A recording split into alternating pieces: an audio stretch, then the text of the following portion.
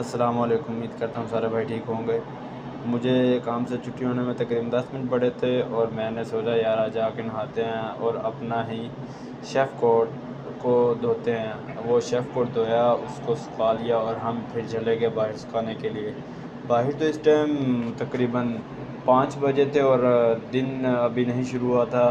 तो मैं आपको बाहर का भी व्यू दिखाता हूँ। ये देखें आप, बाहर की तरफ मैं आपको दिखाने लगा हूँ। ठीक है, बाहर तो रात ही होगी, अभी देख लेते हैं। ठीक है, चल के ये देख लें जी, अभी रात है। ठीक है, तो हमारा होता है बर्गर पिज़्ज़ा का काम। ठीक है, ये रखा हमने फ़ोन और ये रख दिया हमने अपना शेफ़ कोट और हम अब आपको दिखाएंगे ये नज़ारा।